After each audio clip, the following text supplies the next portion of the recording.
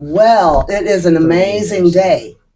It's always an amazing day here at CDSS's office, but today is even more special because we are joined by our very own state representative, Kevin Schmidt.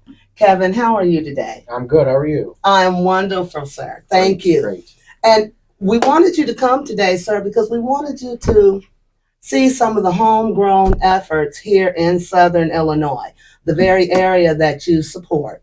We want you to see that we are geared and ready for educational answers that will empower Southern Illinois and also are geared to fill in for the rest of the state. We want to be the leaders in some of these efforts and show you what it is that we're doing, the great work that's going on across Madison, Cahokia, Brooklyn, and East St. Louis. So we cover a broad area with our educational solutions. And we just wanted to highlight our parent mentor program as well as our apprenticeship program.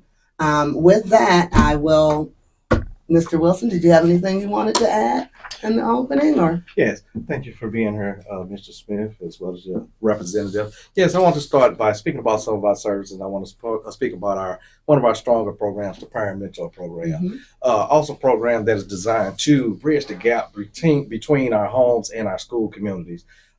Each day we have our parents from our local communities coming to the school communities and provide 2 hours of services. And they provide support to the teachers directly in the classroom, on the playground, hallway, however the school community may need these services. Great program to connect both the external and the internal. Yes. Magnificent in building relationships. Prior to these services, at least 90% of our parents have never volunteered before. They're not familiar with the schematics. They're not familiar with even the teacher. Just the system as a whole. But because of this program, they can say that they get an intimate view of what happens on a day-to-day basis inside of these school communities. They don't just volunteer, they serve as leaders. They are the catalysts. That's right. As the old saying goes, it takes a village to raise a child. Well, we have our villagers coming to these school communities, help raising our children. So we're just hoping that, with this program, we can have, people in your position to help support, identify the need, identify the work, and make sure that this program is here for many, many years. Absolutely. Do you have any questions about the Parent Mentor Program? Again, we're taking citizens in the community, some that do not have hope or don't feel like they have an opportunity. And we take them and make them volunteers, but we provide a stipend. That's what I was going to say. Do they get paid? Yes, sir. They get paid a stipend. Yes, they do receive a $1,500 stipend once they provide 100-hour volunteer services. But how much is that per hour then? $15 per hour. Okay. Yes. But it doesn't stay there. That's the basic requirement to serve 100 hours. But most of our parents throughout our program, they average anywhere from 160 to 175 per semester. So they are way past that mark because it's just an intimate commitment. Once you get a chance to engage with these students and actually see the need, the help, and the outcomes that you're able to produce on a day-to-day basis, I mean, we have them hooked. We have them totally committed. And Ms. Cannon, can you speak a bit maybe about some of the training? Because it's not just volunteering. Our parents get training, correct? Yes, they do get training. We start in the summer. We want to have them ready for the school starts. And they have to come in and do 15 hours of training before they can even get into the schools. And do some of them actually go on to be full-time employees at the school? Is it kind of like great question. A bridge? Yes. Yes. Okay. I think I have 3 that's gone into the schools or working in the schools now. Okay. And then you have some in her school, quite a few of them. We have quite a few of the teachers that. Last year we had about 17 across 4 different districts to get hired directly by the school. And what are those districts? Madison, East St. Louis, and Cahokia. And Lovejoy. Lovejoy, Brooklyn. Okay. That's a smaller school, right? Yes, Yes. yes, it is. But I do want to highlight that, yes, they get a stipend, but that does not come without training. There is training required, and then weekly capacity building that they do. So again, they're constantly building capacity, constantly getting education, even in the classroom, with some of the general knowledge that they may have forgotten or thought that they would not be able to use. So with that, we took that program and we said, we are really helping the kids, and the parents are getting help, but we can do more. We can do more. So we took that program and we made an apprenticeship program where we said, hey, parents, we appreciate you helping the kids, but now we want to help you. So we can do something good for the state and for you. We can feed the teacher shortage. We can improve educational outcomes, but we can also lead you into a career. So we do have work readiness. We do have on-the-job training. And we do have a nationally accredited apprenticeship program, which is something a bit different because usually you're looking at a brick and mortar location for something like that. But historically, we know that's part of the broken bridge. Some of the people in underserved communities are not equipped to go into that brick and mortar right away.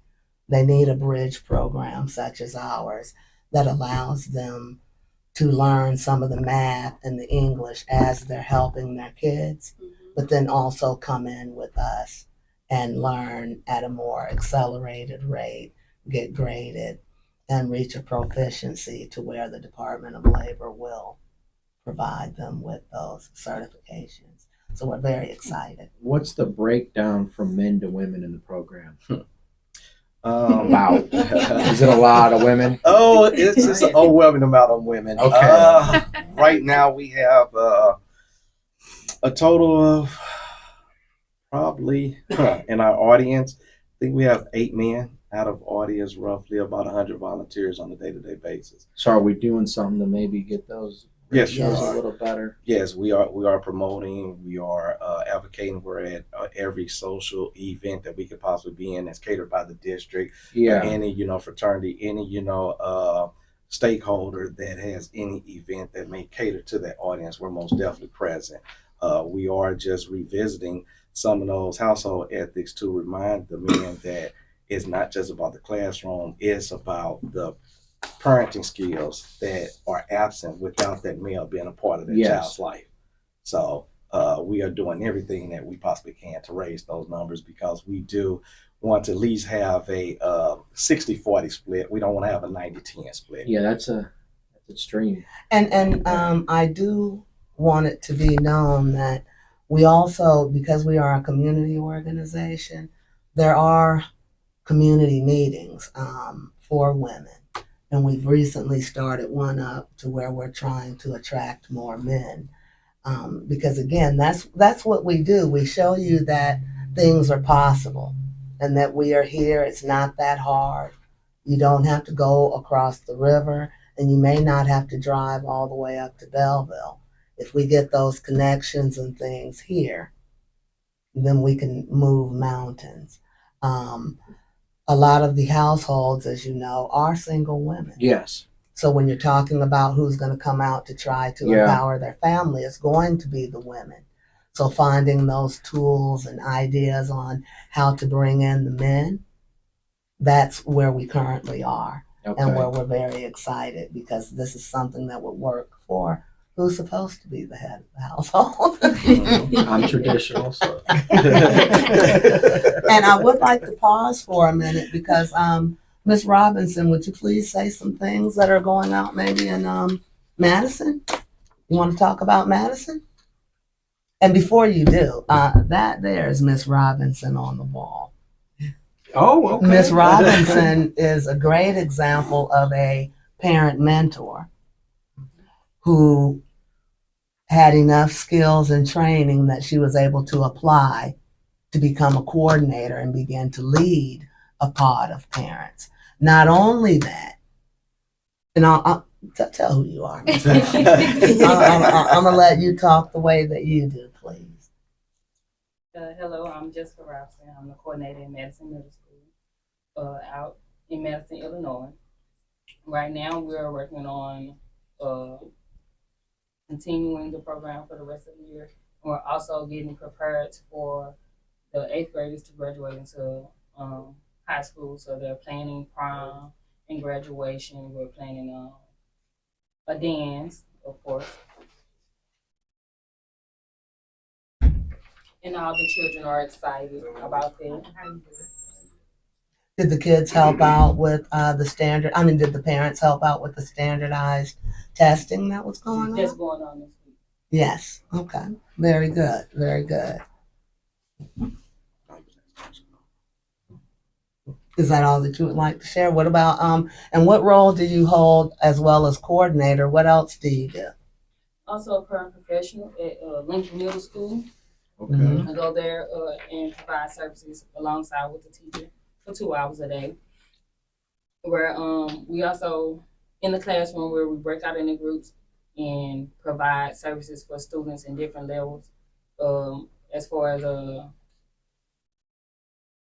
when students are confused on what's going on in the subject, I assist them with getting them to understand what's going on in the classroom. If they're shy or don't feel like they have the correct answer, I encourage them to be more involved in the classroom activity. We would call that tutoring, old school name for that kind of. Yes, but there is a level I think that maybe she did not speak to, which is the parent mentor is more of the tutoring aspect. Okay. Yes. Your paraprofessional has access to how to set up the room, how to prepare curriculum, how to work with special needs children, how to work on the, and we just gave a test on that. What is that? Nope, just lost the word. The E. The ELN. Yeah, they're working on the ELN as well, where they get professional development by the Board of Education as well too. So they're doing a lot when they're on the job because they're able to take a step more into facilitating the classroom if the teacher steps out. Exactly. Yeah. So that's a big thing. Mhm. And then also when they're working with the kids, they can also grade and be more of a facilitator instead of just, well, did you get that? Did you sit up straight? So it's much more than just being a mentor in the classroom. Yeah, much deeper. Pretty much second in line as the teacher, as Mrs. Taylor is stating, but it's also constructing that relationship that our parents have witnessed to be absent for so many years. So once again, opposed to the typical buy-in of filling out sending in your resume or filling out an application.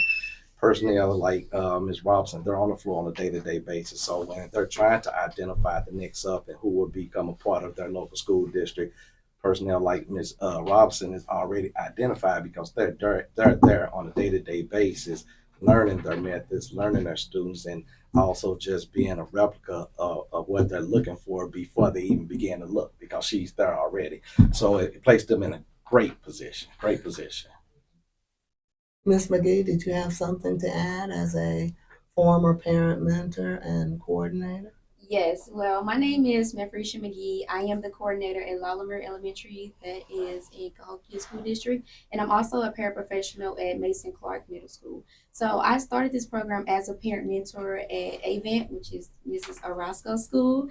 She was my coordinator, and I love the program so much because it gave me a chance to be more hands-on with the children, know what's going on in the school, and how I can help the students, become better. And then I loved it so much that I became a coordinator so that I was able to pick parent mentors to come inside the school that I think would help facilitate those educational things that those children need. And the parent mentors at my school are awesome. All the teachers love them. All of the students, they run up and they hug us. They hug the parent mentors and things like that. And I had the chance to sit inside one of my classrooms to see how my parent mentors were interacting with the teachers, and it was a great relationship. the teacher instructed the parent mentor to break out into groups, and she had a group, and the children were excited, they were getting it right, and the parent mentor cheered them on. It was just such a great experience to watch, because I remember being in her same shoes and having those same responses from those children. Mhm. So I think that this is an awesome program.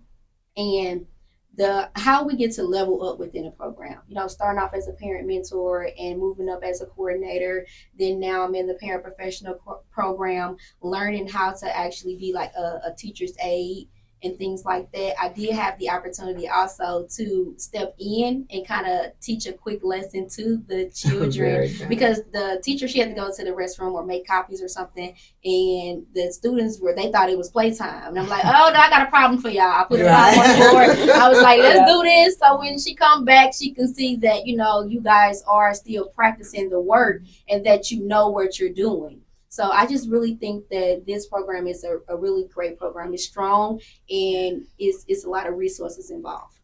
Thank you for that. So I guess if we're looking at the difference between the program, one, you are in there to support and help maintain control. Support the teacher, whether that is getting papers together or going into a small group to help the children learn more of that lesson, make sure they stay focused on that lesson.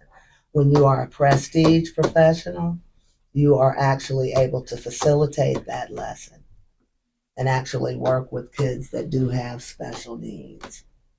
To get into the parent program, do you have to actually have a child at the school? Yes. Okay. Mhm. Okay. That is our feeder program, the parent mentor Okay. program. And we've taken that and we've innovated it to make it something that would be more front facing, that the state of Illinois needed and also the people in our community needed, because our parents did not need to just simply volunteer. Mhm. They needed an outlet to where they could gain knowledge and gain employment. So while they're a parent mentor, they do become a little bit acclimated with the school Mhm. and the rules. Mhm. By the time that they are a prestige professional, at that point they're recognizing them as leaders. If a teacher's absent, if something, you go into that room, you do that, they know that they can call on them more as a team member. Mm-hmm. Okay, they're more of a team member. Did you have anything you would like to add, Ro? Well, first of all, I'd like to say hello, Mr. Schmidt and your guests, and thanks for coming. My name is Faye Sauer. I'm a coordinator at District 189 at Mason Clark. And I actually started off, and just like Miss McGee, I was a parent mentor. And from being a parent mentor, I became a coordinator. And right now, I graduated with the Prestige Professional Program. I received the certificate. I've been in those classrooms. This program bridges that gap completely that we have in the community with the schools. We're able to go into those schools. We're able to help those children. We're able to empower those parents. You would be so surprised at the parents that need empowerment. And the Prestige Professional Program is one of the programs that they really look forward to getting into so that they can take that next step, become teachers, teachers' aides, or whatever they need to do within that community. Some of them had the fear of, oh, I'll never be able to go back to school. But we put them in those programs, we teach them, and you'd be surprised. They can actually go out there and teach classes. Can you speak I about feel a like little I bit can about the programs, like as far as the some of the computer literacy, the mathematical skills, Yes. the literature? Yeah, some of the programs, they're designed to really help. As she said, we have the ELN, which is the Educational Learners Network, and it's designed with the state of Illinois to get some of those classes that the actual teachers and even the principals have had classes in. So we can take those classes, we bring them here with those particular students, we give them access to those classes, and then they learn what the teachers are learning. And we have We do curriculum. computer literacy, OSHA. We practice differentiated instructions, how to deal with diversity in those classrooms and what those children are actually going through in order to teach them to learn. So it's great. It really is. Mhm. Mhm. Absolutely. And I would like to pause unless you have a question so that you can hear from Miss Johnson right here. Miss Johnson, can you introduce yourself? Say your role, please. Hi, I'm Patricia Johnson. I'm a PT professional at Mason Clark Middle School. Also, I'm a parent mentor at Paul Lawn Dunbar Elementary. My role as the parent mentor is to sit the teacher with the students to make sure the students are safe, respectful, help them with their work. If, like she said, if the teacher step out, I have to take in charge, make sure that the students are doing what they're supposed to be doing, get them the materials of the math problem to show them how to get to the answer. That's basically it. That's great. Very good. She's also in a special education classroom. She is hearing impaired, but it also works with the teachers and those students to make sure that they don't fall behind. Okay. So, and then Miss Orozco is also really key because she's bilingual and she works with. Awesome. My name is Rachel Orozco. I started as a mentor in Avant Elementary, which is in Washington Park, Illinois, District 189. And then I moved to, this is my third year as a coordinator there. I have 7 mentors. One is a male. I have a male mentor, so yeah, very proud of that. But no, and then also I joined the paraprofessional. I'm a paraprofessional at Mason Clark in the Spanish class, so I help out, just help the kids understand. And there's been times when they've had substitutes that they don't speak Spanish, and I walk in the class and they just look at me and they go, "You speak Spanish?" And I'm like, "Yeah." They're like, "Okay, here you go." And I'm just like, okay. And it's like I facilitate the class because I speak Spanish. I'm bilingual, so I help them. I also assist sometimes with the ESL programs in the schools, making phone calls to parents that don't speak English. So I also help them with that as well. Yay. And I think that's very important because up until parents like Ms. Roscoe stepped to the plate, we had a lot of students that didn't speak English too fluently that were falling behind drastically. And it was sort of like an oversight, they didn't know how to address it, so it was kind of pushed to the side. Now, because we have parents like Rachel stepping in and, filling those voids, those kids are getting a little bit more attention and the catering and the education that they actually should have been getting from the get-go. So, again, as a paraprofessional, it just covers so many avenues. It does, from the relationship building to the alternatives to the tutoring, as you stated, keeping them safe, preparing them into becoming teachers and just being leaders of our community, period. Mhm. I can have another coordinator speak. Sure, yeah. Okay, how about you, Tara? Borders. Miss Tara Borders. She represents one of the oldest Black founded community. Isn't it in the country? In the country. In the country. Mm-hmm. Yes, my name is Tara Borders. I'm in Brooklyn, Illinois, at Lovejoy Elementary High School. Why I think it's important that we have parent mentors in the school is because our school is small, but we don't have no teachers. Like our shortage on teachers is crazy. The parent mentors help as far as assisting those classes who got 2 classes per teacher.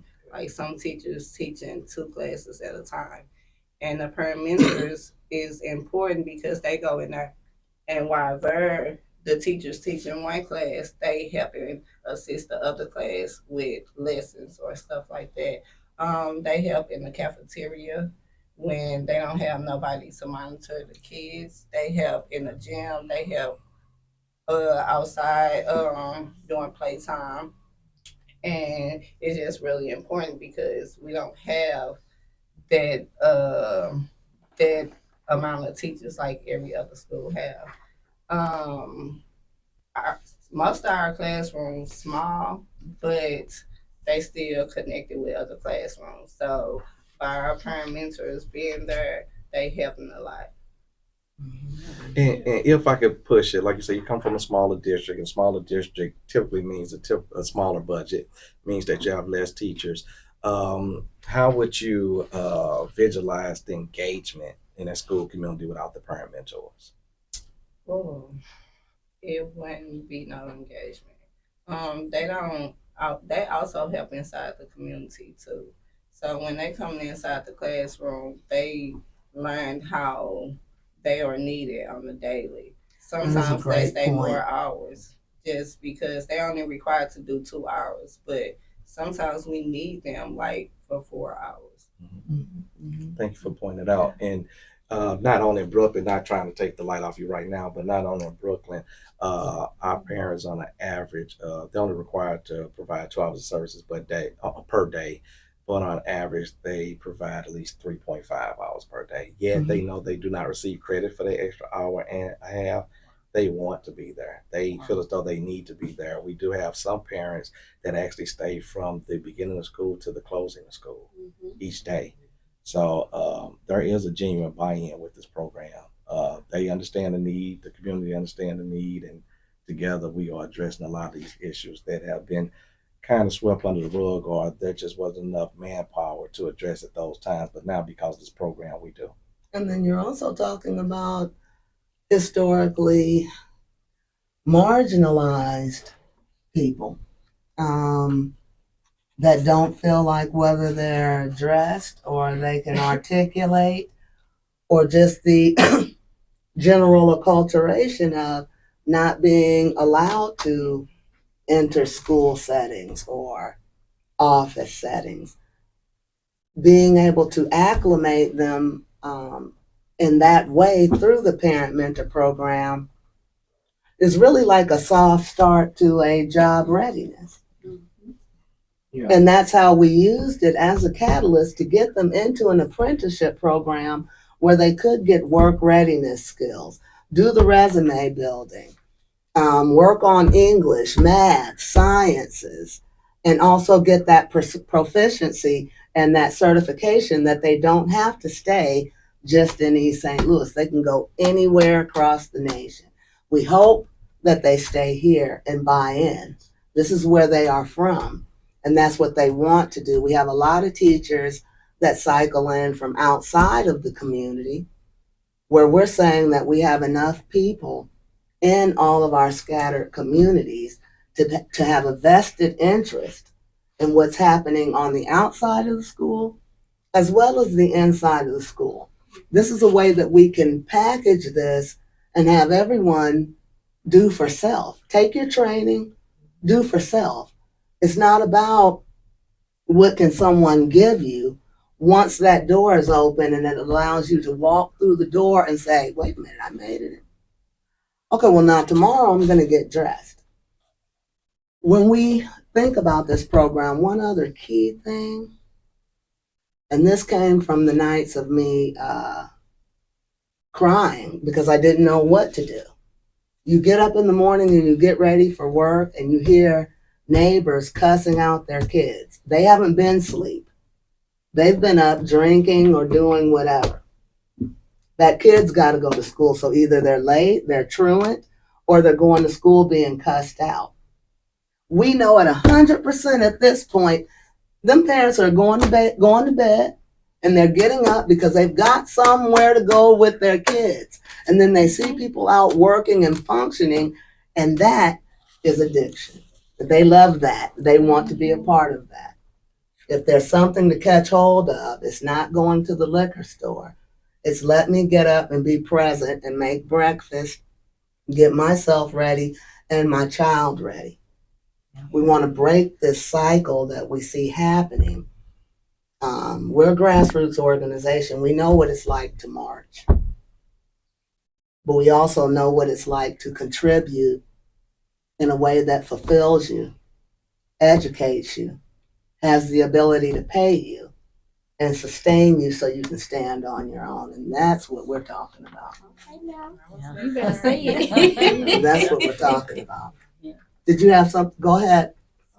Yeah, I thought you had something. Well, anyway, no, I'm Carmen Cannon, and I come in here to hear from District 1 as a retired teacher.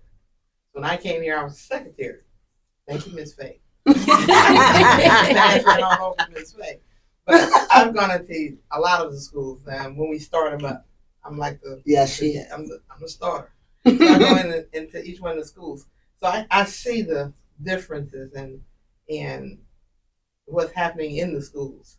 And Rachel's school has really grown. I really admire what she's doing in her school. Really everyone. But we do more than just in the classroom. We're in the community. And we have Halloween parties, we have Black Beyond the programs. classroom, yes. We're out there. So it's not like we're not marketing our name and putting it out there and people are seeing where it's at. So now when we go out and we say we're with CDS, oh, y'all that program that have all those kids. I said, yeah, that's the program we're with. So we're getting out there, but we still need more. Absolutely. Thank you guys for your feedback and most definitely painting this picture for Representative Smith and this representative as well. And Representative, we know that we hope by listening to this that you gather quite a bit.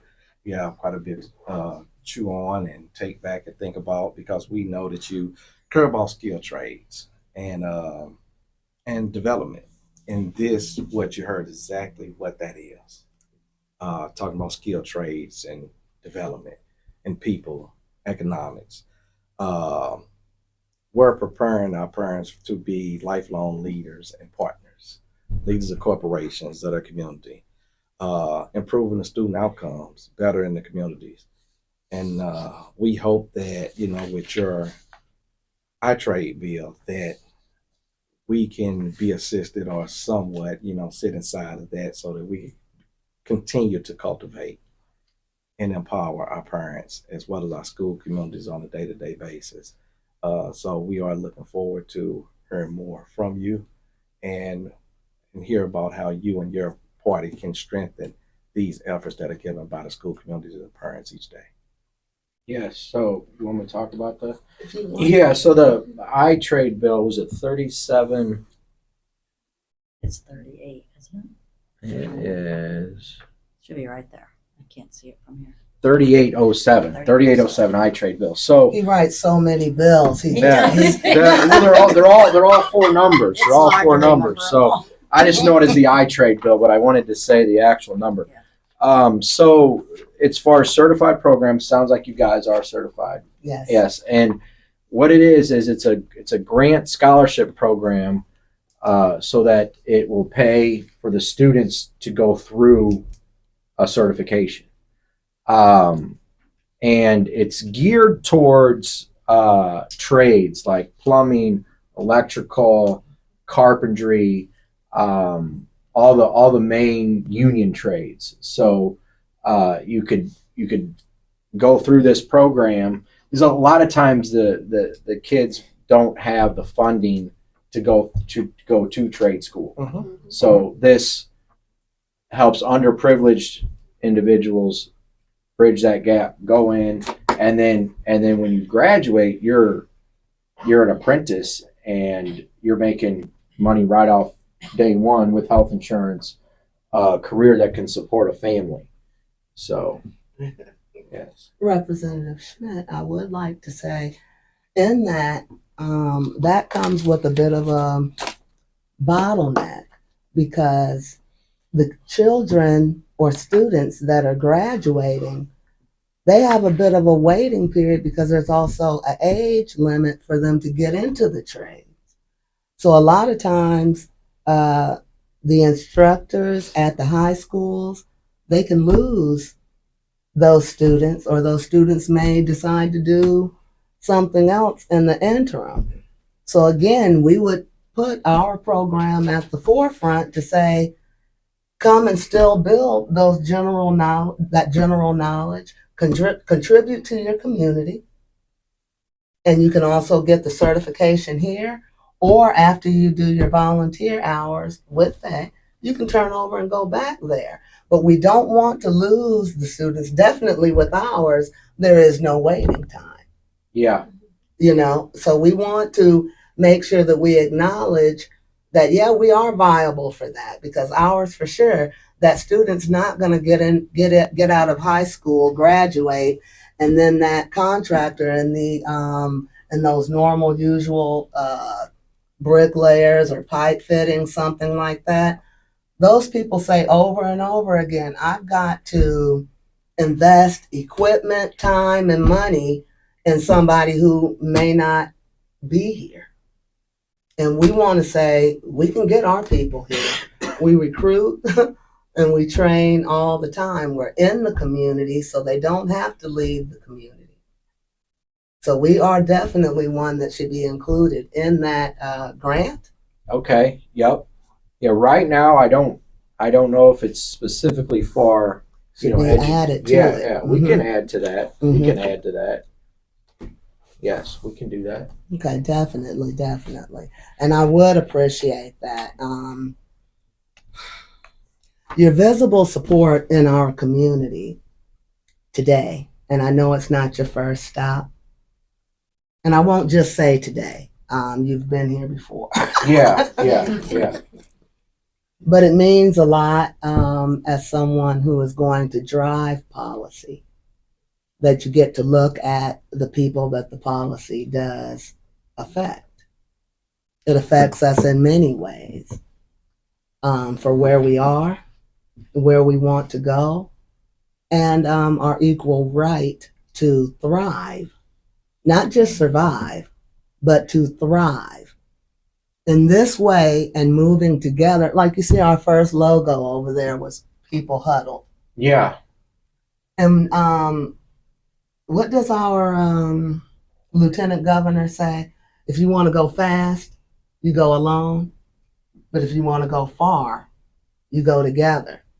So we needed you here today so you can see what we're doing and what kind of innovations are coming out of Southern Illinois as it relates to a parent mentor or being a tutor in the classroom.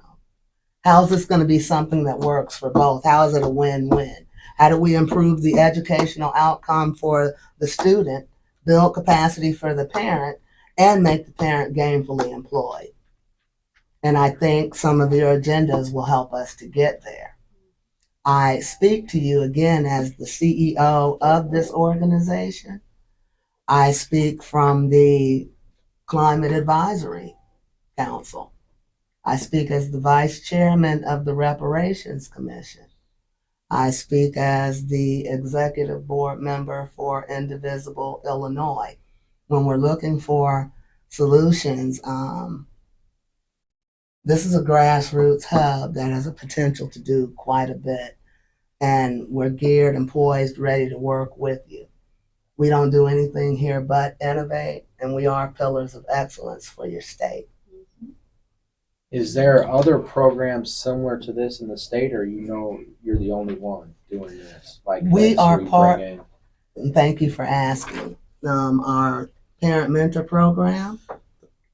The Parent Mentor Program is a statewide program. Okay. There are 41 other organizations that taking part in the program just as well. This program has been around about 19 years, one of the best kept secrets.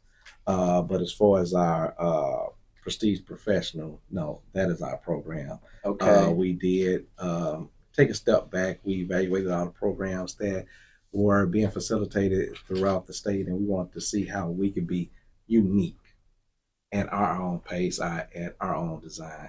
And as you can see, this is the product of it. We wanted to be Southern Illinois. We wanted Southern Illinois to be strong. When we look at things like the census, even, everything trickles down, sir. And if we're wanting to partner, we need your help because Illinois deserves more. This is part of repair. Why can't something start or be innovated out of Southern Illinois? We know that we have a statewide parent mentor program. We love them. We love the partnership, and we know the work that it does. We also know some of the agendas that are coming down with our new administration, and we know that we've already been prepared because, again, we're innovators. We've been doing what this agenda stands for the past 2-3 years now, right? Yes. And we wanted you to come and see the potential and where we could go with more support. So the prestige, is that the paraprofessional side? Yes, Okay, so sir, that's it the is. step that's unique to here. Yes, sir, Okay. it is. Okay. Ms. McGee, do you have something you Yes, wanted to I just add? wanted to circle back to what Mr. Wilson was saying about the improved scores and things like that. I Yes, went ma'am. to a lead parent meeting for District 189 last week, and they showed us the 5 essential survey scores from over the past, 3 or 4 years. Yeah. So the numbers have improved like dramatically. We have about 2 or 3 schools that's at 100%, 98%. Like those percentages are very close. For different subjects, is that what you're? It's for different schools. Okay. So the survey is to ask, the parents, like, how can we improve? If Okay, you have any okay. questions, comments, concerns, and things like that. And we see an increase almost every year for those numbers. That means we are getting parents more involved Yeah. and things like that. So those numbers are going up. And we can thank you for that, Ms. McGee. We can talk about subject as well as grade levels. We have collected data to where it is has been shown and proven that classrooms that consist of parent mentors or prestige professionals, they score at a much higher rate than those that don't consist of parent mentors and prestige professionals. We've had situations to where, once again, just due to the lack of teachers employee, lack of having hands readily available to the students. We've had situations to where we had students that were as many as 2-3 grade levels behind. But Yeah. because of these programs, we not only got them to the average mark, but above average mark. Mm-hmm. So once again, these outcomes are just Amazing. amazing. They are. Because I know the media highlights like how low the test scores Absolutely. are Yeah. coming out of East St. Louis and Cahokia. Mhm. So it sounds like this is going in the right direction. So we must stay to improve educational outcomes. Part of the magic is that it is the parent in the school. Yeah. The child is much less likely to act up. Mm-hmm. And I think when you speak about that, well, let's just speak about the Midwestern region. You're talking about 70% of most school communities lacking parental engagement. But because of these two programs, some of our school districts have increased by more than 300%. So you're talking about going from a deficit to now you got to force the parents out of the front door. And our schools asking for the program. Yeah. Yes, that's pretty much our number one problem, which it is a good problem. Nonetheless, it is a problem. We have schools. I see Miss Cannon sitting up right now. We have schools to where we're only per the grant allowed to have 7 to 8 participants per school.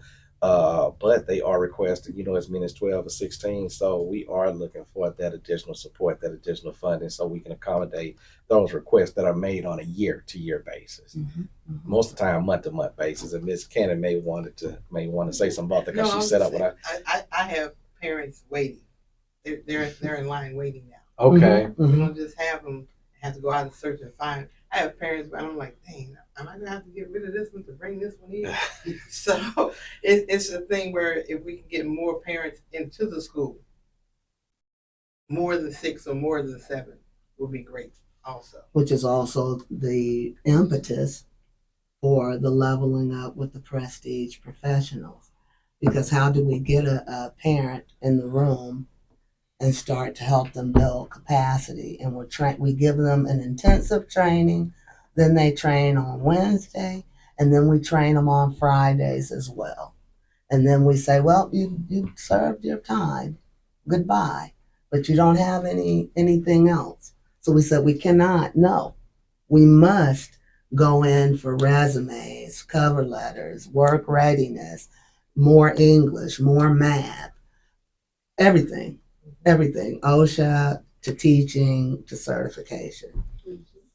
You can't just learn and then we say that that's it. You're a leader and your kid is looking up to you. Other children in the community begin to look up to you, which also helps out even in the case of nonviolence or anti-bullying, because the parents, when they're in school, they automatically become leaders, automatically. But I would pause and have Miss Boyd. Miss Boyd is a student. Ms. Boyd is an example of us going beyond the classroom and part of our Illinois Juneteenth leg. Ms. Boyd, do you want to tell a bit about yourself, please? Hello everyone, my name is Mariah Boyd. I am 17 years old and currently a senior at Cahokia High School. I am currently the title holder of Miss Illinois Juneteenth 2024 to 2025. As far as CDSS, I will say it is an amazing program. The more I've got to know everyone here, the more I've understood the program. I was crowned in June, and I didn't really know much about CDSS, but the more I come around Miss Taylor, Mr. Taylor, Miss Shavon, everyone in this room, I've started to wanted to know how can I help with the program? How can I get people in my community in Cahokia, because we are short teachers, we're needing math teachers, special ed teachers. We're having principals being out, and now we're having gym teachers become principals, gym teachers substituting for the principals, for the teachers. So this program is really making it known to me the shortage of teachers and how it's so important for this program and to bring in the attention of us. I've talked to some parents during our school giveaways and our certain events about CDSS and how it's an amazing program for them to join in order to help with the shortage and the lack of teachers. And I also plan to be a teacher when I go to school. And what do you do now? You make something. Talk about what you do and why. So I have two different businesses. One business is incorporated with my pageantry. I started pageantry in 2021 at the age of 13. I started at NAM, then I went to BOA. With it being such a broad, very big local pageant, we weren't really able to get to know each other one-on-one. But once I went into the Miss Illinois Juneteenth program, I was able to get to know the girls more. We built more of a relationship rather than 200 of us competing. It was 6 or 7 of us. So we were able to get to know each other more, to become more in contact with each other. I still talk to the girls that we competed with in June. With pageantry, I have my own business called Kind by Design. The Kind stands for Keep Increasing Nice Deeds, where I encourage young boys and young girls to just, how do I say this, to bring forth the awareness of kindness and how just a simple hi, a simple bye can actually make someone's day. Just a simple act of kindness. You don't have to go out to the store, buy them something. You can make something by hand. I started by passing out bracelets, and they said things like peace, love, kindness. I started writing cards to my local homeless shelters. I started writing cards to our local children's hospitals, just writing little cards like you are loved, you're so important that you don't really understand the importance of yourself. Like a lot of people don't seem to notice how important they are. Sometimes people see that they're not in the front or they're not seen, but that's a simple act is very important. So with that business, I started to go to different schools, talk to different kids about the importance of kindness, and I like to be an outlet for children. They want to come talk to me about anything, if they need help with anything. I just want to be that person because I know when I was getting bullied, I had no one to go to. So I know how they felt. So I put myself in their shoes and just being someone that they can look up to, someone they can call whenever they wanted to. I've given out my number to so many children. I let children know that you're not alone, that everyone goes to different struggles and you never really know no one's struggle. until you talk to them. That's why I decided to start my platform, Kind by Design. And I also have my own business. I design clothing, I make lip gloss, I make bracelets.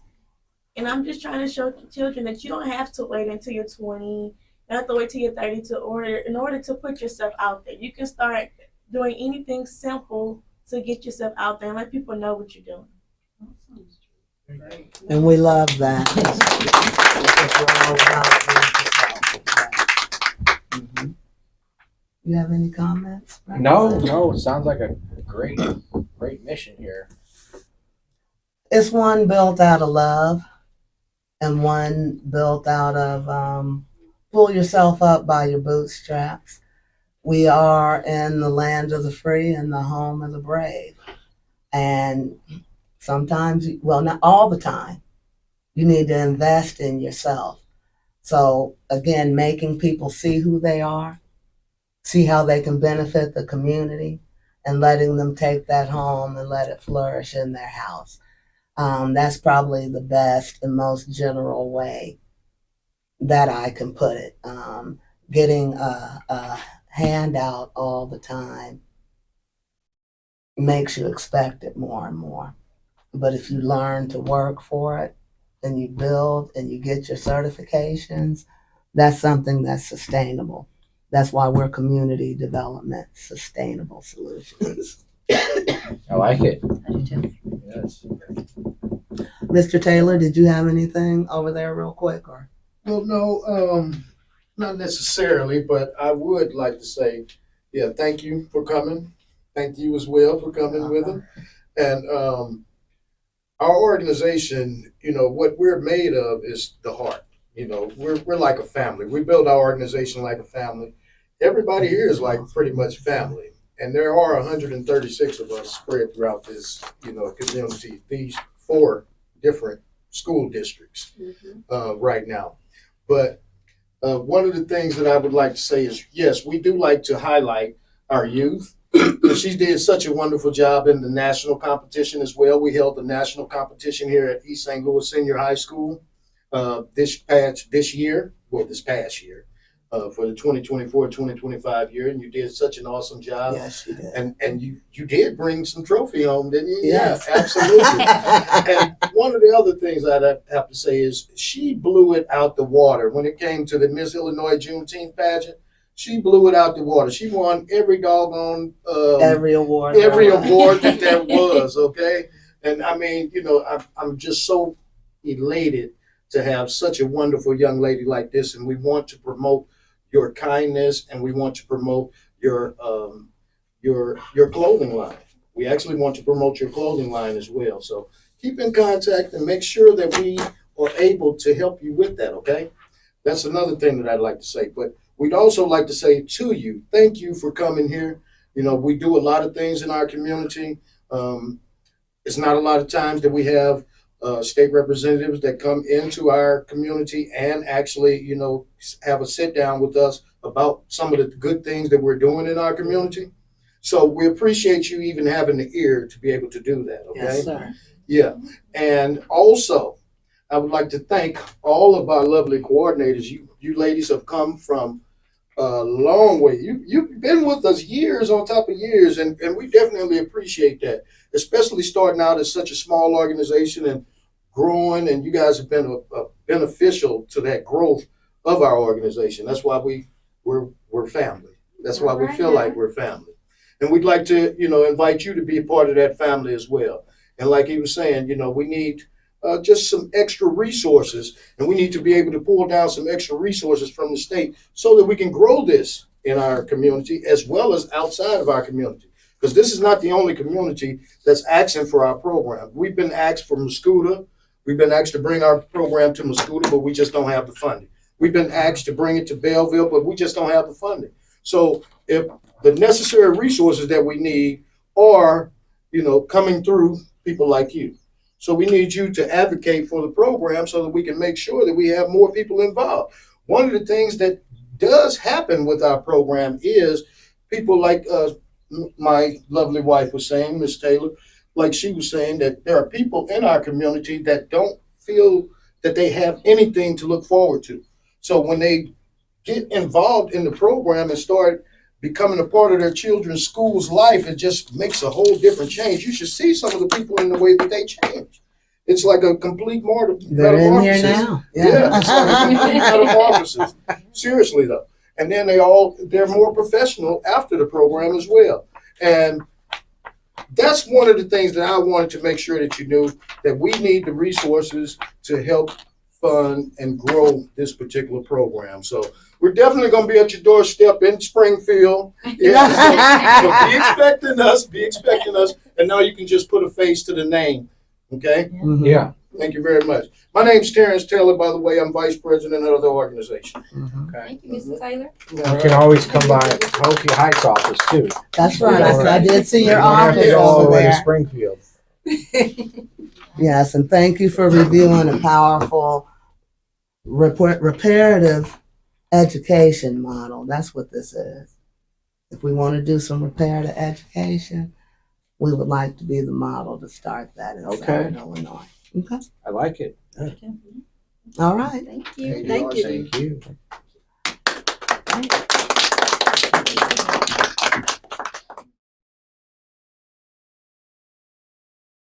Hello, I'm Representative Schmidt. I'm here today in East St. Louis learning about community development sustainable solutions. And I didn't really know much about it till today.